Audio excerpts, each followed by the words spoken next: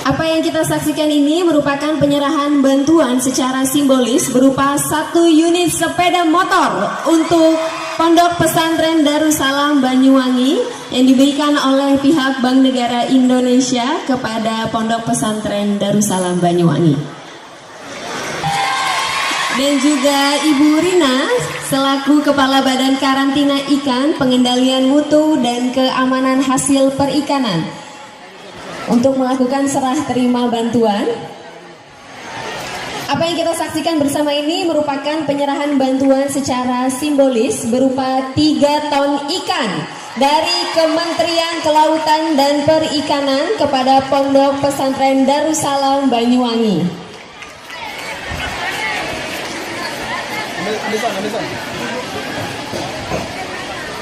Selanjutnya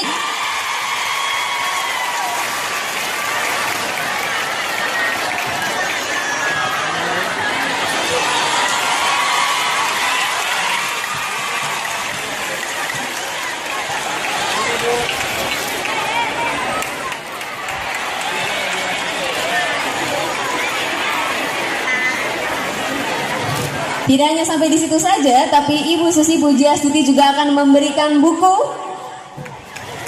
kepada Pondok Pesantren Darussalam Banyuwangi. Saya minta tepuk tangannya untuk serah terima pemberian di cenderamata ini.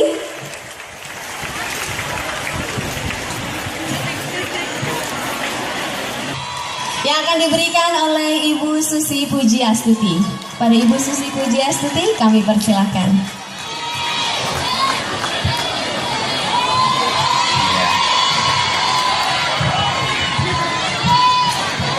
Warahmatullahi wabarakatuh. Yang saya hormati Bapak Kiai Hisam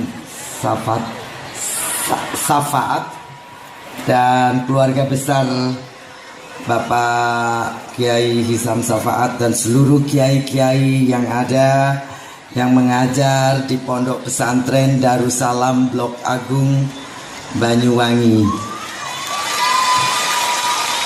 Muspida dan seluruh aparatur negara yang juga hadir pada hari ini, Eselon 1 Kementerian Kelautan dan Perikanan, kepala dinas dan juga perwakilan dari kabupaten maupun kecamatan dan desa.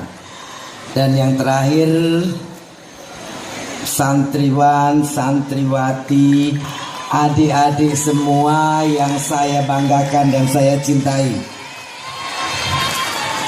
Pak Kiai, saya ucapkan terima kasih dan syukur luar biasa datang kemari dalam perjalanan roadshow ke semua pondok pesantren dalam rangka menjalankan tugas negara meningkatkan konsumsi ikan per kapita dari bangsa kita dari 36 kilo pada saat Pak Jokowi memulai pemerintahan untuk bisa 2019 ini mencapai 50 kilo dan sekarang baru 46 kilo.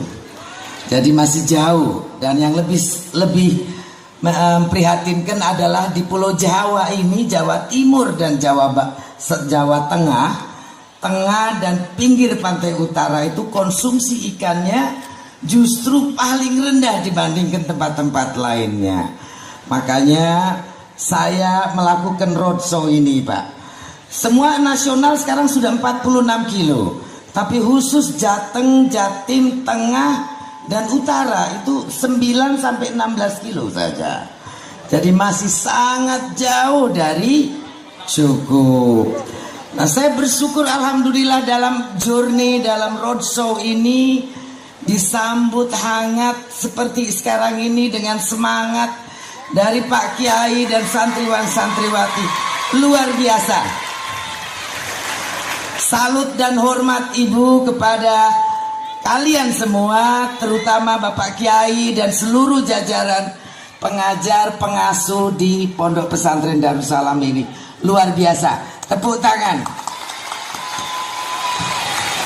Saya berharap karena adik-adik semua sudah sering makan ikan.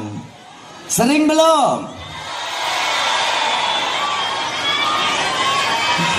Oke, Tadi saya bilang, kemarin kita di Jembrana minggu yang lalu. Lihat panen ikan satu hari sampai 150 ton. Harganya turun dari 15.000 menjadi 9.000 saja. Nah, saya bilang tadi sama Pak Sekjen, satu saat saya akan buat penampungan yang besar.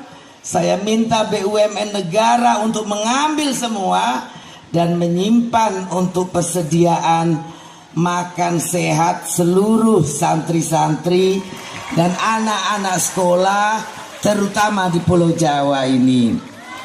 Ini PR-nya Kementerian Kelautan dan Perikanan. Uangnya dari mana? Negara harus menyiapkan.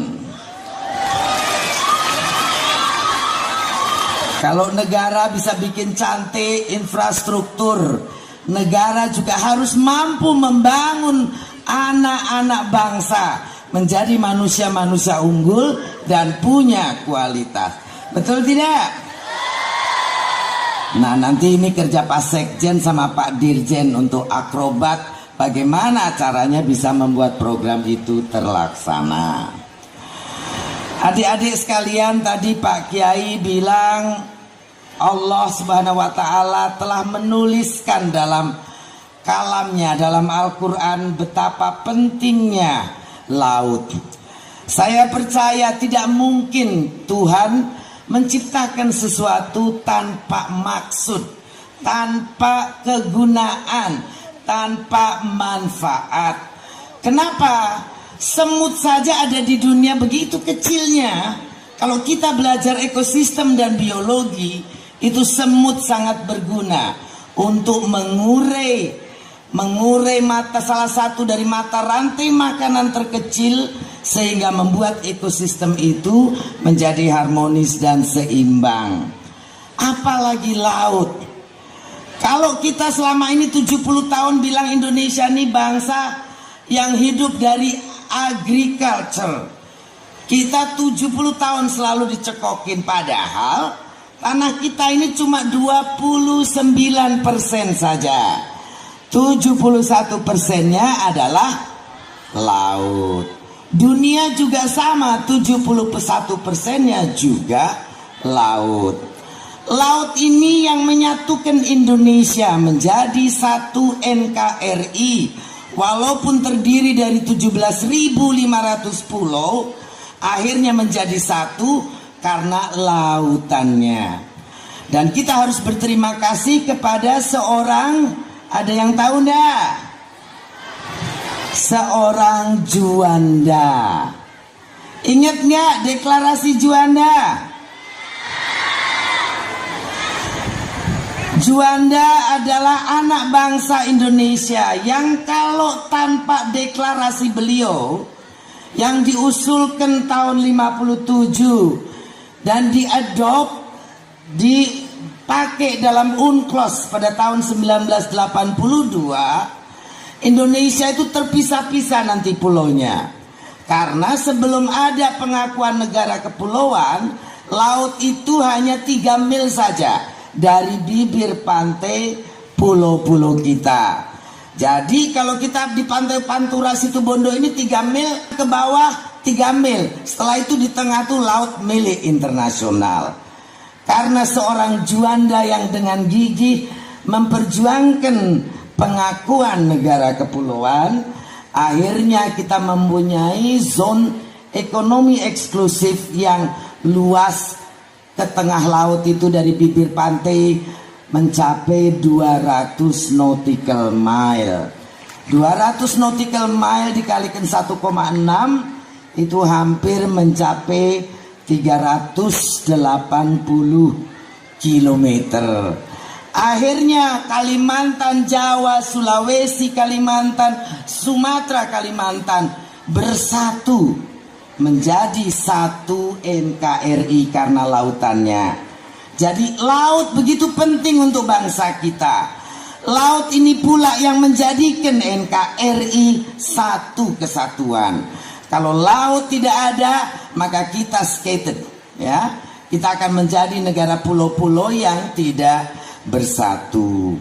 Nah, Kementerian Kelautan dan Perikanan, Ibu pengen menerangkan tadi Pak Kiai bilang kelautannya dulu atau perikanannya dulu. Memang dalam struktural kementerian itu kelautan dan perikanan. Di kelautan itu apa? Minyak, gas, lalu sumber daya lainnya, pasir, karang, koral, semua yang ada di laut itu ada di dalam wewenang Kementerian Kelautan dan Perikanan. Perikanannya bukan cuma perikanan laut juga, perikanan daratnya juga sama.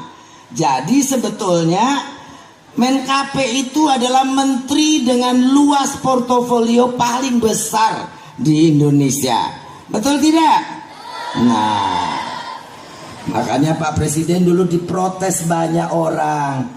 Kenapa Menteri Kelautan Perikanan itu kok diambil orang yang pendidikannya paling rendah, padahal wilayah kekuasaannya paling luas.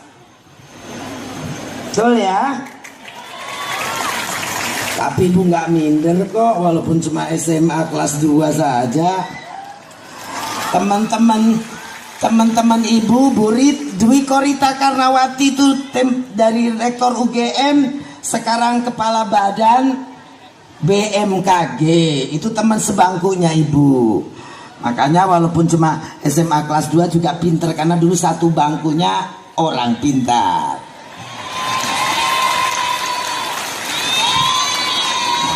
Tadi saya dengar dari Pak Kiai, anak-anak di sini bahasa Inggrisnya juga bagus-bagus.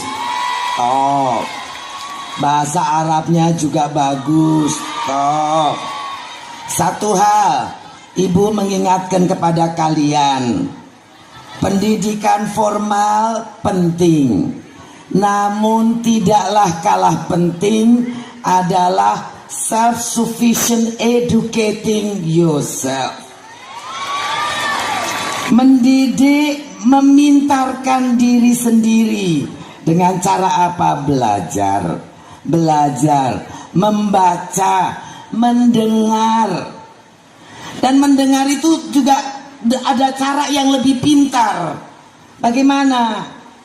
Mendengar tanpa pakai kuping.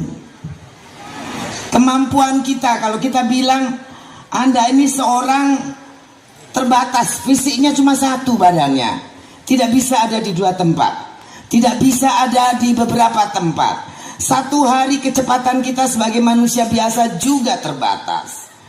Jadi belajar dengan smart. Kecuali kapalnya diledakkan tenggelam ke bawah, ya enggak? Nah tadi Pak Kiai takut ditenggelamkan, lautnya aja 40 kilo Pak. Jadi tidak mungkin saya tenggelamkan, kecuali ada lubang yang cukup dalam di sini. Blumbang tadi namanya, blumbang.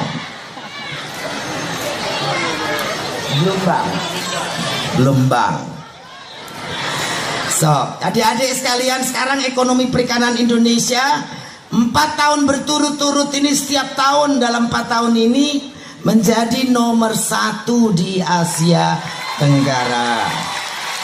Stok ikan kita naik dari 6,5 juta ton menjadi 12,5 juta ton. Ikan lemuru yang sudah lama hilang sekarang kembali lagi.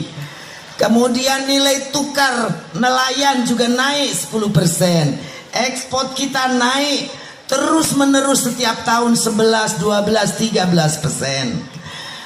Kesuburan laut kita juga meningkat menjadi 300% lebih kenaikannya. Sementara di lautan dunia lainnya turun 3 kali lebih cepat dari yang dipelajari. Jadi, nah tapi Ibu tuh mampu begini karena apa? Karena presidennya mendukung. Jadi walaupun banyak yang tidak setuju ya, masa bodoh, selama Pak Presiden oke, ya dijalankan oleh menterinya, betul tidak?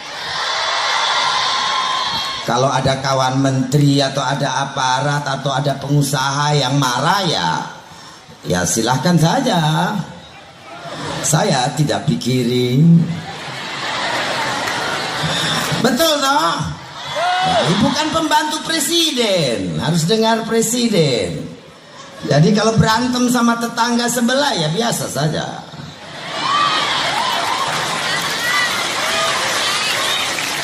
Adik-adik sekalian, kunci utama kita dalam melaksanakan tugas itu, kalau kita mau jadi seorang profesional, yang paling penting adalah integriti.